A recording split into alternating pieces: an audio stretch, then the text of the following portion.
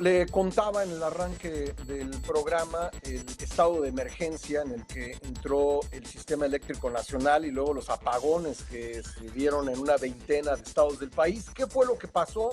Se lo vamos a preguntar a un experto, Gonzalo Monroy, director general de la consultora especializada en energía GEMEC y especialista en temas de este sector. ¿Cómo estás, Gonzalo? Bienvenido al programa.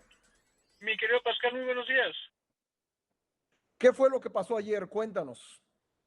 Pues mira, ayer tuvimos una combinación de factores. Primero, la ola de calor que empezó el pasado viernes y que muy probablemente se extienda hasta el sábado, casi domingo, obviamente hizo récords literalmente de temperatura. Por ejemplo, en la Ciudad de México se alcanzaron más de los 33.4 grados, casi 34, 35. Obviamente esto hacia la tarde, hacia las 5 de la tarde, obviamente todo lo que es el centro del país todavía está con alta luz todavía, se empiezan a encender los aires acondicionados, se empiezan a encender los climas, pero también por el lado de las industrias, principalmente desde el ramo alimenticio, o empiezan justamente a crecer sus consumos eléctricos por la refrigeración. Obviamente esto nos lleva de una demanda que creció de 47,000 megawatts hora a las 11 de la mañana a poco más de 48,400 hacia las 5 de la tarde. Este número de demanda que te estoy dando, por desgracia, ya nos ponía un menos de un 3% de un margen de reserva.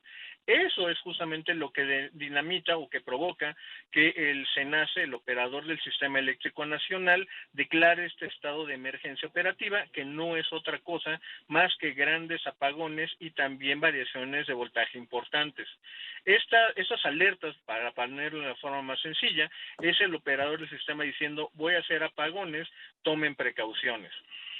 Obviamente aquí también hay que decirlo, debido a la gran sequía que hemos vivido en los últimos meses o lo que lleva este año, ha tenido también que la contribución de las energías, sobre todo hidroeléctrica, sea menor, considerablemente menor a lo que habíamos tenido el año pasado, y pues obviamente esa combinación de factores nos pone en esa situación tan complicada, Pascal. ¿Qué porcentaje es la hidroeléctrica? Es poco más de 10% que ahorita, Ah. si quitamos la parte de Infiernillo, Chicoacé, en la parte de Tabasco y Chiapas, pues el resto del país tiene niveles de utilización de un 17%, extremadamente bajos. Sí.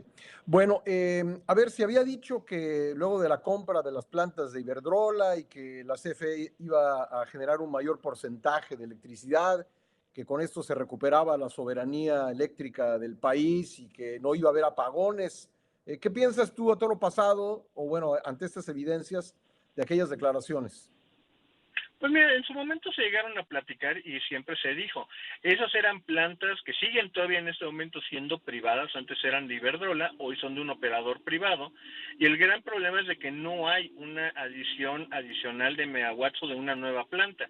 Hay que entender y que decirlo con toda claridad, quitando o exceptuando la planta de Puerto Peñasco allá en Sonora, en ese sexenio no se construyó una sola nueva planta pública o privada. Y en el caso de las que ya estaban programadas por el lado privado, derivados de las subastas eléctricas, este gobierno, con una política energética tan restrictiva a la inversión privada, especialmente en renovables, pues simplemente dejó de lado esa construcción. Y si a eso, Pascal, le agregamos de que CFE no ha invertido en su monopolio de la transmisión, pues obviamente estamos viendo una serie de condiciones que no alcanzan a dar una respuesta adecuada ante los cambios que hemos visto producto del cambio climático. Esto que sucedió ayer, ¿dirías tú que es un resultado de la política energética de este gobierno? Es la combinación de ambas. Por ejemplo, déjame darte otro ejemplo de cosas que ya han ocurrido y también que por desgracia van a pasar. El año pasado, en junio del 2023, tuvimos una demanda máxima eléctrica de más de 54,000 megawatts hora. Esa es la demanda histórica más grande que ha tenido el país. Apenas en abril tuvimos también variaciones importantes de voltaje, incluso apagones, la zona norte de la Ciudad de México y los municipios hacia el norte del Estado de México, que tiene que ver toda la parte de Cuautitlán Izcalli, Tultitlán, Tlalnepantla, Naucalpan, centros industriales. Obviamente la ola de calor de hace 2 semanas, la de abril, pues nos llevó a este punto. Estamos viendo un incremento de la demanda producto precisamente de la refrigeración, pero también se combina con la falta de inversiones para tener un sistema eléctrico mucho más robusto, querido Pascal. Bueno, me quedan unos segundos nada más. ¿Podrías decirme si esto que vimos ayer puede suceder nuevamente? Yo te diré que es altamente probable que conforme vengan más olas de calor hacia la parte final de la primavera, ya entrado el verano, es muy posible que estemos viendo ese tipo de cosas de manera recurrente. Bueno, Gonzalo, pues te agradezco como siempre que nos acompañes en el programa. Por supuesto, Pascal, te mando un tremendo abrazo a ti y a todo tu público.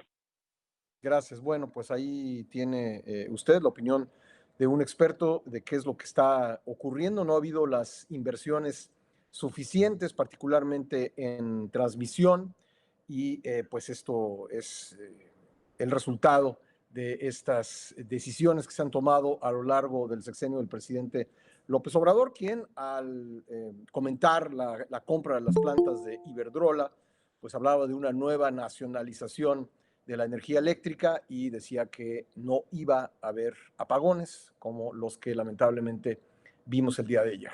Con eso nos vamos a una pausa, regresamos enseguida. Está usted en imagen y en imagen está bien informado, no le cambie. ¿Cómo para qué?